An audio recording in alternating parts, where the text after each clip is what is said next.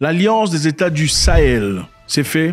En fin de compte, Mali, Niger, Burkina Faso, venus ensemble dans une coopération frénétique comme jamais dans le passé. Les présidents s'y sont réunis pour discuter sur les enjeux et sur l'avenir de ce projet gigantesque. Bravo.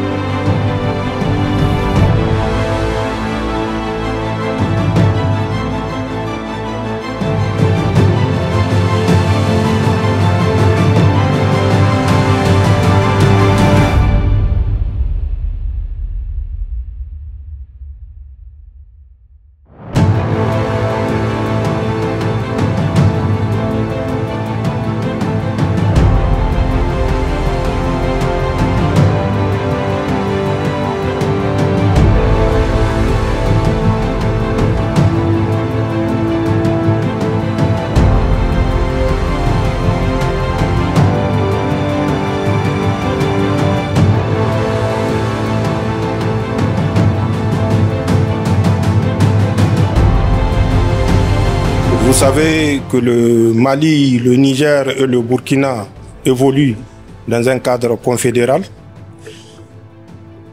À l'époque, mon arrivée avait pour objectif de remercier le peuple du Mali, du Burkina et de la Guinée pour le soutien qu'ils ont apporté au Niger lorsque la CEDEAO avait pris la malheureuse initiative d'agresser à travers les moyens militaires la République du Niger qui cherchait sa voie.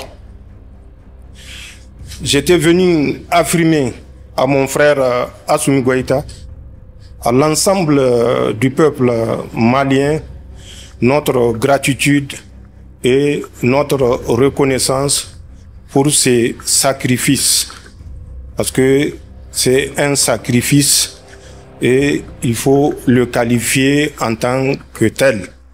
Le fait de rentrer dans la guerre éventuellement si le Niger venait à être agressé. Depuis lors, nous avons évolué dans un cadre global en créant d'abord l'Alliance des États du Sahel le 16 septembre 2023, suivi quelques mois plus tard de la création de la Confédération États du Sahel, le 6 juillet exactement 2024 à Niamey. Entre autres objectifs ont été donnés à cette confédération, et notamment le premier pilier qui est la préoccupation de nos populations, la défense, sécurité. Deuxième pilier qui est celui de la diplomatie et un troisième pilier qui est celui du développement.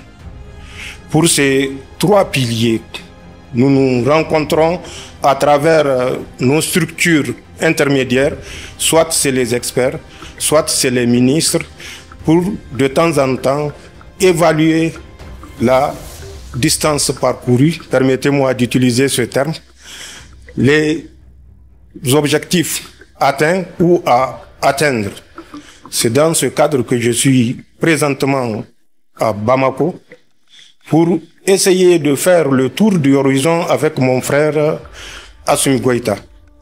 Un tour d'horizon qui inclut bien évidemment les trois domaines que je viens de citer. Vous êtes certainement au courant, comme tous les peuples de la Confédération, de notre volonté de créer et consolider une force unifiée dont l'état-major est déjà opérationnel. Les bataillons sont constitués et seront opérationnels, si on peut dire opérationnels, puisqu'ils le sont déjà à travers des opérations bilatérales ou multilatérales que nous avons eu à conduire, soit avec le Mali, soit avec le Burkina, ou les trois pays ensemble. Mais nous voulons aller plus loin. Et c'est la raison pour laquelle l'état-major, dont le siège est à Niamey, est actuellement en formation pour que tous les problèmes de défense et sécurité soient pris en charge par cette force unifiée. Pour ce qui est de la diplomatie, vous le voyez, que ce soit aux Nations Unies ou dans toute autre rencontre d'intérêt, nos représentants gardent la même position, prennent les mêmes décisions. C'est la volonté de notre confédération et c'est en ce sens que les ministres travaillent nuit et jour. Pour le développement, vous savez que nous avons créé la Banque confédérale d'investissement et de développement. Je ne vais pas rentrer dans des détails, puisque bientôt nous allons nous retrouver une fois de plus à Bamako pour déterminer avec précision le contour du fonctionnement de cette banque. Mais sachez que déjà tout est fin prêt, qu'il s'agisse du siège ou des autres structures d'accompagnement, tout est connu d'avance, mais sera précisé, Inch'Allah, à la prochaine rencontre ici à Bamako. Je n'aimerais pas aller dans d'autres détails qui sont des détails plutôt discrets. Donc il y a des domaines bien sûr qu'on ne peut pas évoquer ici, mais il y a des domaines d'intérêt que nous avons passés en revue et que, Inch'Allah, à la prochaine rencontre, vous saurez davantage. Voilà en quelques mots l'objet de ma visite. Une fois de plus, merci au vaillant peuple du Mali, merci au vaillant peuple du Burkina, merci au vaillant peuple du Niger, peuples qui ont permis de prendre l'ascendant et désormais de conduire la révolution. Il n'y a pas autre qualificatif que celui-là. C'est le peuple du Sahel qui conduit la révolution.